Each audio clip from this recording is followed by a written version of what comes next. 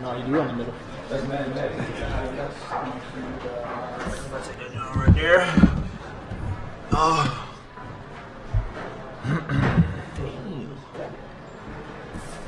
We'll open up for questions for Gabe and Max. Graham, over on the left or the right. Gabe, you guys, this is your first road environment in a long time. You just look timid coming out of the gate. It looked like you really wanted to sort of, take it to the environment and we're really focused and dialed in. Can you speak to that a little bit? Whatever conversations were had coming out? No, just the entire week, coach has been putting like loud sounds in the gym for us to be prepared for a crowd like this, and they did an unbelievable job, Butler crowd, and it was a good game. It was fun and exciting. You seemed like you were, taking every opportunity to shoot more than you've had in other games and be aggressive. Was that the conscious effort tonight more than it had been maybe in a couple games? Yeah, but I think the point guards and Max and everybody else did a good job of finding me open, and I don't think no shot that I took was bad, so I'm gonna shoot it every time. Front row, Max Sharman. Max, I want to ask you, tonight you looked a lot more comfortable, more ready to shoot. Did you feel that tonight? Were you a little more aggressive? Yeah, I tried to come into the game a little more assertive, be more aggressive, look for myself a bit at the same time. My teammates found me in the right spots, and I happened to knock down some shots. But I definitely came in the game wanting to be a little bit more assertive, more aggressive, and I think I did a good job. When your first time in a real big road environment like this, especially a place like this where they're really on top of you, what was it like? Did you feel like you adjusted pretty well to that? I was pretty excited coming into it. My first away game against Butler in a Hinkle Fieldhouse. It doesn't get better than that, really. So I was really excited for it, and I thought I handled it well. I adjusted to it well in the first couple minutes, and the rest was history. What was the toughest environment you played in before this? Madison Square Garden was pretty crazy. It wasn't really tough, but nothing really beats that, to be honest. So How about the road atmosphere? In high school, we played a team called Buffalo Grove in high school. It was pretty hostile. There was a whole bunch of people there. It was probably the biggest game of the year. So that's the only thing I could think of. Front row, Chris Lard. Both of you guys, it seemed like there was more of a want-to drive to the basket from the wing from both of you. Has that been kind of a concerted effort to kind of attack from the wing a little bit more off the dribble? Take it first. Yeah, coach has been harping on us to attack the basket more and just finding ways to get to the basket. And I feel like me and Max did a great job today of just using our pivots, using our jab sets just to get to the rim. Like Gabe said, coach has been making sure that we're aggressive on the wing, not only for ourselves, but to get our bigs open and our point guards open on inside-out passes. So Gabe and I definitely try to look to be more assertive on the wings when we caught it in transition or just in general. So we wanted to get shots for other guys, and when the opportunity came, we got it for ourselves too. Gary, follow for you, especially in that first half, how important was it to keep attacking like that when the shot wasn't falling outside? It's very important. My teammates had my back throughout the whole game, and I was a little bit frustrated because I wasn't hitting shots, but they kept my head above water, and they just said attack, just let it see it go in first, and that's what I did. Second row. Max, right here. When you pulled down that rebound early in the second half, going to the first TV timeout, what was that moment like with Izzo? He seemed pretty charged up. It seemed like he was pretty happy. I thought that I went up and got that board, to be honest, and I think everybody was really excited because I really went up and got it. So I think it was a really big possession, really big play to get that rebound, and I made the play, and everybody was excited for me. So they all supported me through that, and I appreciate them for it. Front row, Stephen Brooks. I guess both of you guys, either one of you want to take a bit of that scoring job you guys had in the first half. You go about 6 minutes without scoring there. What do you remember about that? What sort of is the root cause of that as far as you can tell? And how did you guys work your way out? I'd say, to be honest, we just weren't hitting shots. We were getting a lot of good looks in that sort of stretch, and we just weren't hitting shots. But I think we really laid back on our defense. I think our defense tonight really helped us when we weren't hitting shots early in the game. And I think our defense really saved us so we could fall back on that. So I think during that stretch, we got good shots. We just weren't making them, but then our defense carried us through it. In the back. Gabe, you're a wing, but you played a little bigger. How much of a size advantage did you guys have tonight? How much did that play into the win? I think we had a very good size advantage. For us, for me and Max, we were just aggressive. That was one thing that we harped on the entire time before this game, is just be aggressive and just attack the basket. So I felt like we matched up very well with their guys. Down front, Jack Evelyn. For both of you, 20 turnovers again, and you cut that in half, Gabe. Yeah, we could cut that in half. We just got to go back, watch film, and just look through the mistakes. I mean, some of them we just caused ourselves, and that's what's been happening the entire year since we started. So we just got to go back, watch film, and just correct it in practice. Yeah, like Gabe said, I mean, turnovers have been a little bit of a big issue for our team in these recent games. So I think most of the turnovers, like Gabe said, are on us. It's not really they're forcing our turnovers. It's us making bad decisions and whatnot. So I think it's fixable. Again, like Gabe said, we can go back and watch the film, and I think it's a fixable mistake that we can easily correct. And when we limit those turnovers, we'll be so much better. How would you characterize Max's game? Characterize? He a pro. At the end of the day, he a pro. I mean, he does everything right. He does his job every single day. He comes in, he works more than a lot of people that you would know. So he comes in, he works, he drinks his water, he gets his rest. He does everything right, like literally everything right. Like I never seen a kid that just does everything right, and it paid off today. So I'm just happy for him. And for yourself, coming in this year, when you get shots, when you see him fall early, it took a little bit to kind of start to get going. How have you been in terms of kind of navigating that, not getting too high, not getting too low? I just say it's my teammates. I mean, they just keep my head above water, like I said, and they just always there behind my back. They know I can shoot the ball, they know I can make plays, but at the end of the day, I do get frustrated sometimes, just like any shooter. So they keep my head above water, and we just move on. Time for one more. We'll go Jack. Max, you look like you almost blushed when Gabe said you do everything right. What don't you do right? Really don't know. Like, I really don't know. I make some mistakes here and there. I definitely don't do everything right. I don't think it's possible to be perfect. I mean, I make mistakes all the time, of course, but I do a lot of things wrong. He's just giving me compliments. I appreciate him for it, but I don't do everything right. I make mistakes too. Thanks, guys. We'll be with Coach Izzo in a second. Thank you, guys. Appreciate you. Thank you, guys.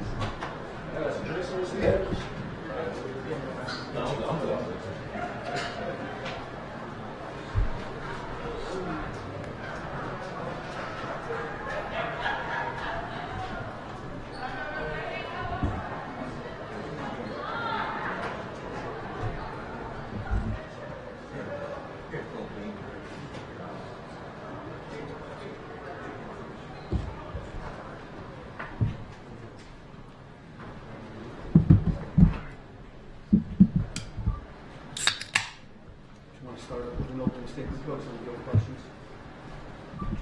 Okay. I'm opening a bakery tomorrow. Make a lot of money at it.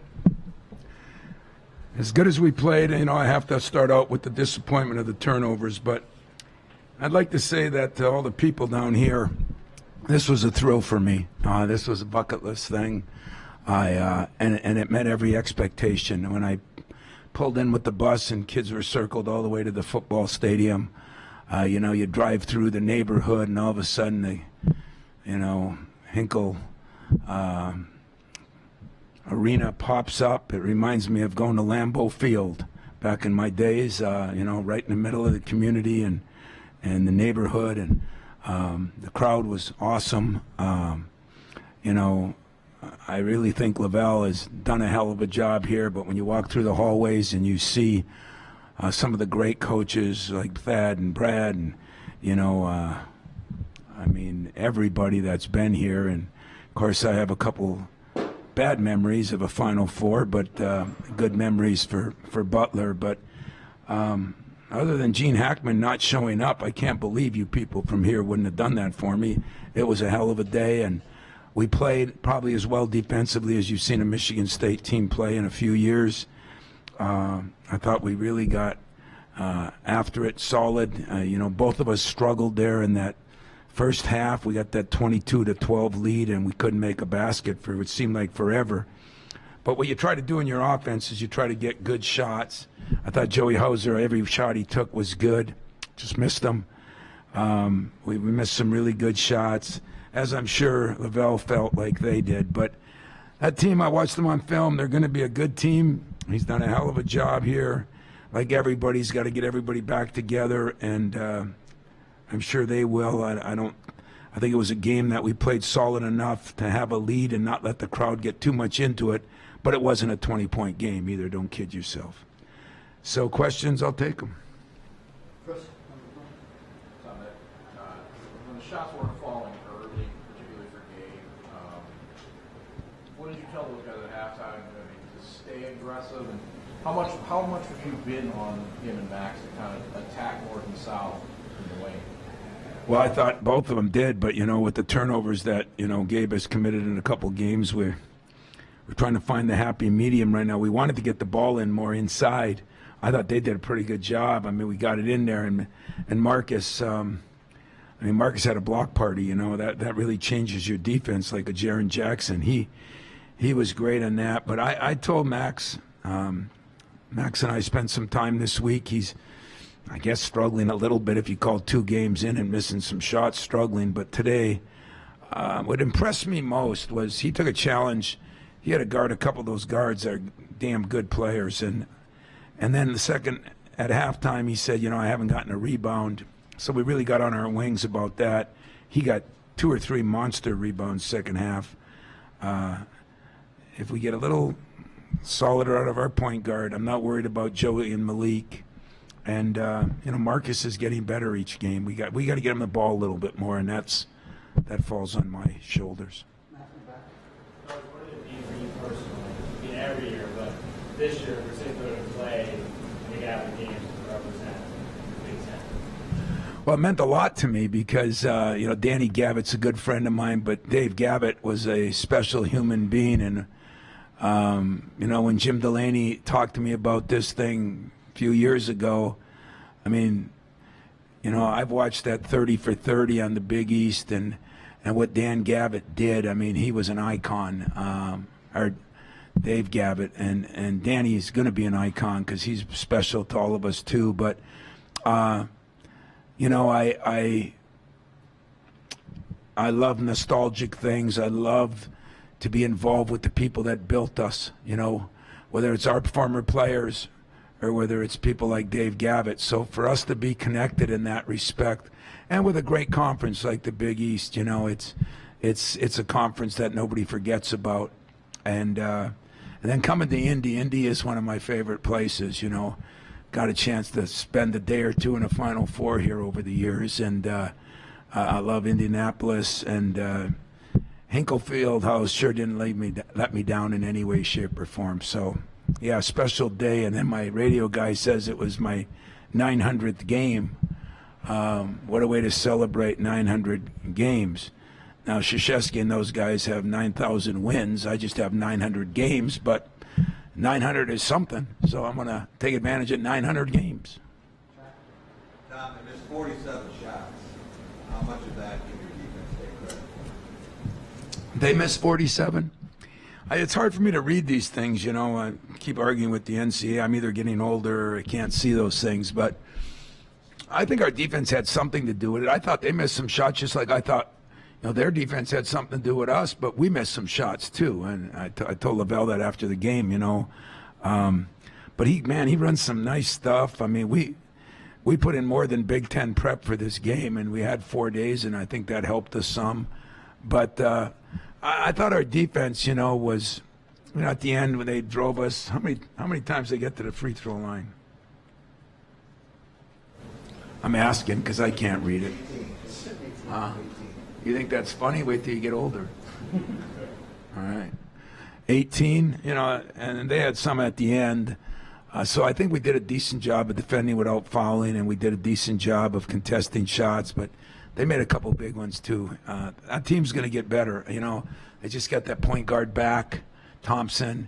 Hard to come in and play with him. I know he played with him last year, but they haven't played with him, and a couple of those freshmen are going to be good. And I like his team. I really do. I don't think we beat them like the score, but I thought we were pretty good too. Thomas, your first true road game in forever, and your veterans. Marcus Bingham, Gabe Brown. Those guys they weren't timid at all. It seemed to be wasn't one of those games where you get blitzed out of the gate. They didn't seem to have the right approach. I think they did. We came here, with a purpose. Believe it or not, even though my guys don't like me very much often, but they knew it was a big deal for me. I talked about Hinkle. I gave praise to this place because, like I said, it's all part of the history of the game. And I could hear them at the shoot-around today, and They knew it was a big deal for me, and I learned that it was a big deal for them. And you're right, though. Gabe's solid. He's got some things to get better at, but he's solid. We had a lot of guys that did some really good things.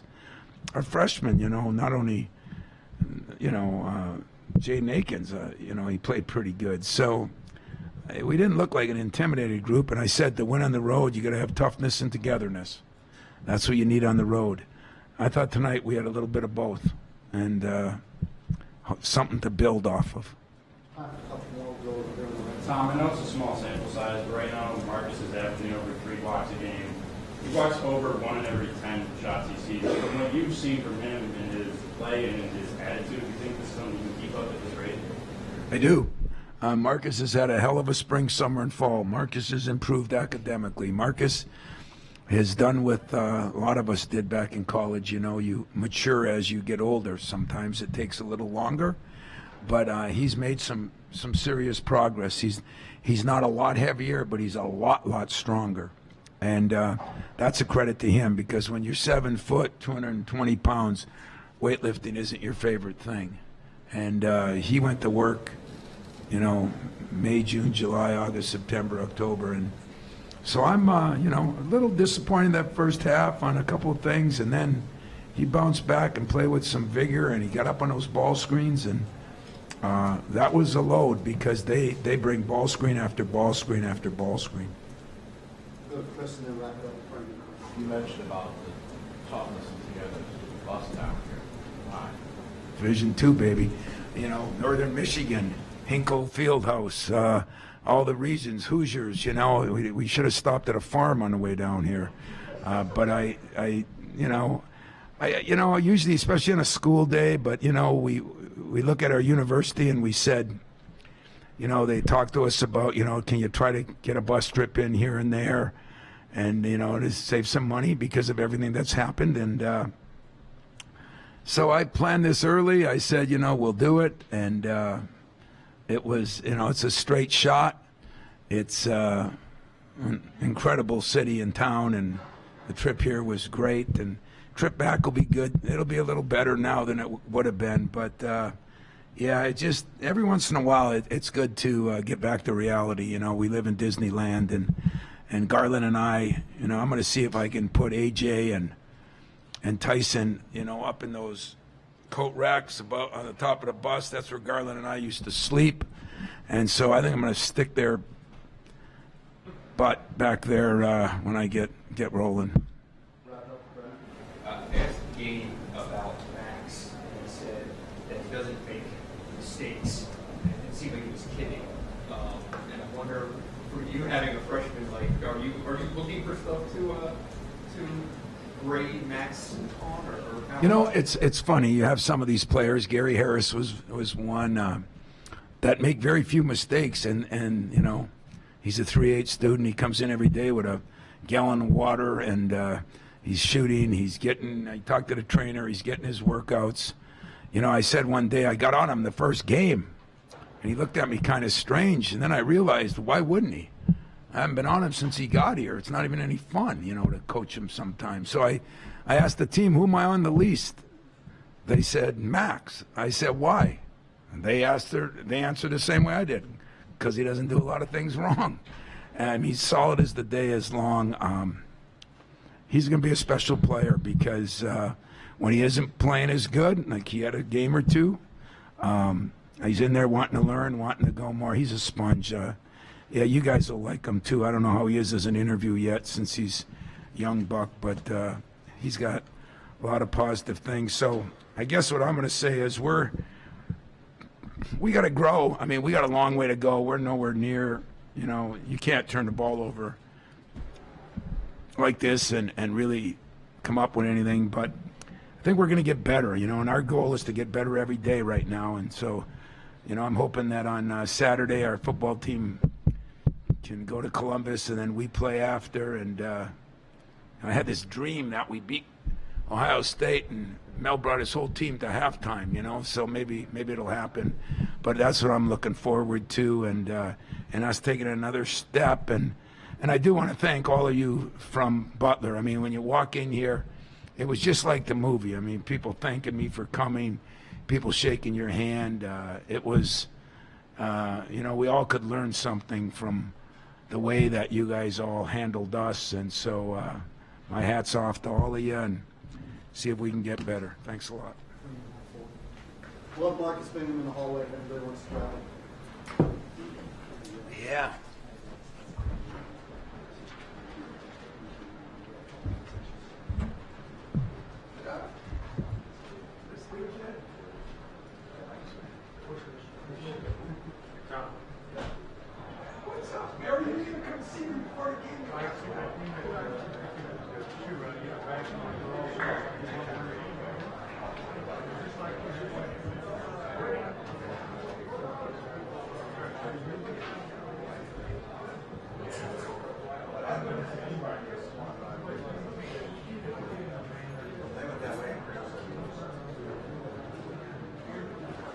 Take care of us.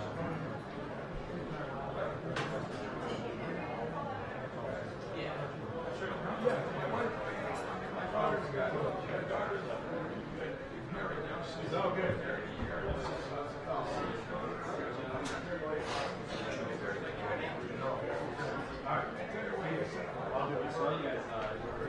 I think we put the ladder. We got everything on.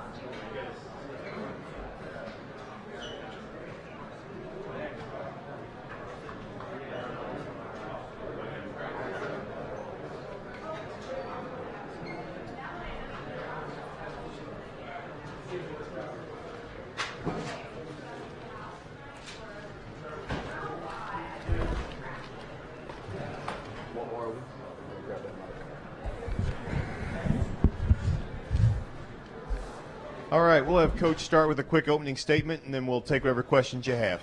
Yeah. Obviously, the result in what we wanted coming into this one. I think we had a really good idea of what they who they are and what they wanted to do. And I thought energy was good. I thought we lost the first 4 minutes of both halves, right, where they really came out and set the tone, coming out of the locker room, and then coming out of the locker room in the second half as well. I thought we had some moments where, we got accomplished what we set out to do on both sides of the ball. You look up, they had 20 turnovers.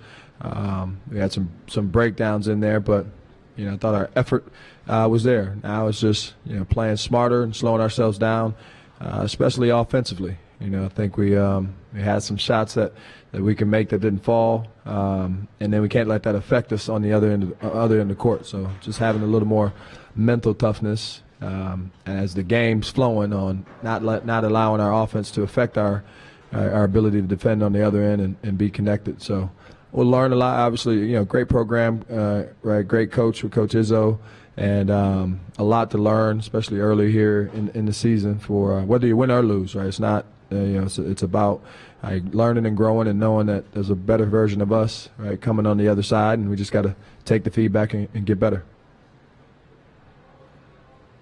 Questions? Coach, for you and the team to play in the Gavin and to be part of this special event, which is the Big East and Big Ten, what does that mean for you?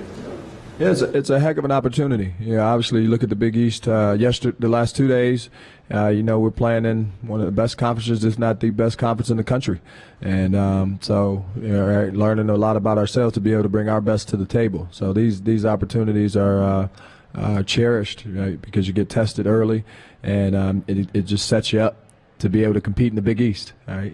That's no different than playing at Providence or Seton Hall or Villanova and everybody else in our conference. And so, we got a lot of growing to do.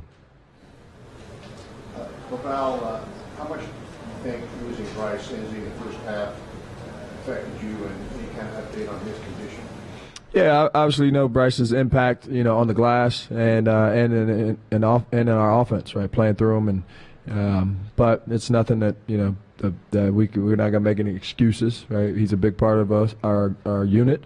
We gotta have a next man up mentality. So I thought Ty came in and gave us a boost at times, and Miles did as well. John Michael came in and battled, and so it's about the guys that are available. In terms of the injury, we'll see. Tomorrow he's scheduled to get an MRI. It was a shoulder, and it happened a couple times there. So we'll see what the MRI says tomorrow to have an accurate picture of what's going on. Now, so do you feel like Aaron Thompson had a rust when he had to play the regular season game like 9 months? Yeah, I thought he got to play in the exhibitions, just to be able to have a rhythm. But obviously, getting back out there and just being connected and having a rhythm together. I thought AT did a good job attacking the paint. Overall they were physical on our drive. So you look up and our 2-point percentage wasn't great. I thought we got some good looks on driving kicks. But the physicality on the ball, right, on the drives, we lost it, one too many times. And so we'll get better and grow with that. But I thought AT did, what he normally does in terms of impacting us on both sides. Well, what are your impressions of Max Christie and just their team overall? Yeah, they're a classic Michigan State team. Obviously, having coached against them.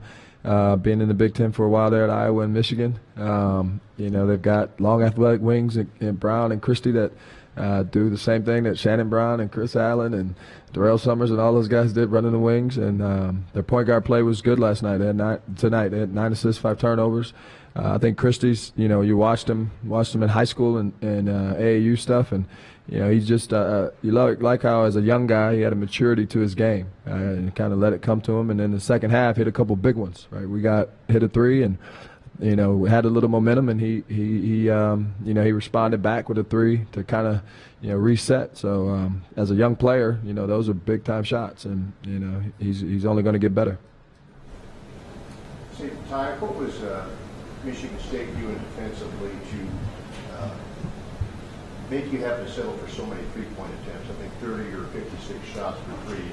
I mean, shooting the 3 well, but you probably don't want to shoot it like that. Yeah, I mean, I've seen them for 3 years now in a row, and they've had the same defense since for 3 years, and they just sit in the gaps, and they're a really heavy help team, and they make good adjustments on the fly as well.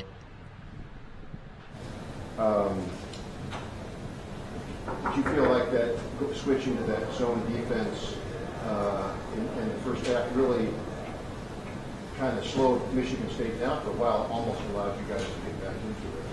Yeah, I mean, we just tried to, like you just said, switch it up and see if they can respond well. And they were stunned for a little bit, but then they started to make shots as well. So it worked for a little bit, but.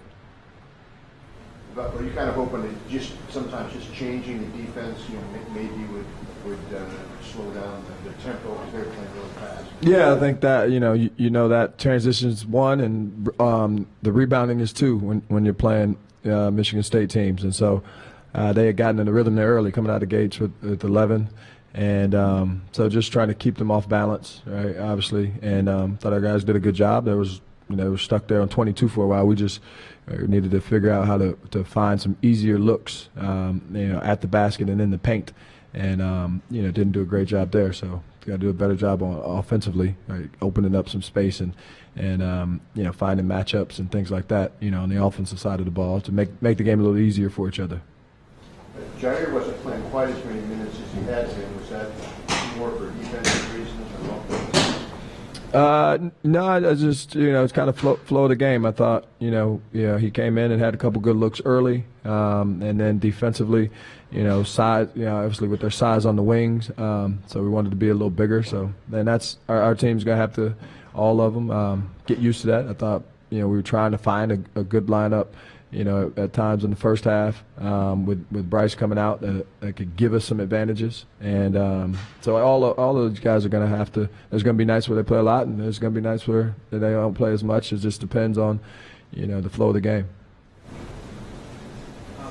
Coach, how difficult is it to play against an athletic set for you? Yeah, I mean, we've Bryce's and our bigs, they've seen, and you look at I can't remember how to pronounce his name, from Seton Hall, so it's not something that's foreign to us. Obviously, we hadn't seen it yet this season, and so just being able to be disciplined, right, when you get to the paint, have discipline guarding the post and on the other end, and then on your blockouts, and so those guys present different challenges to what we've seen, and it's not going to be the last one we see, so we'll have to get better at having a plan for it.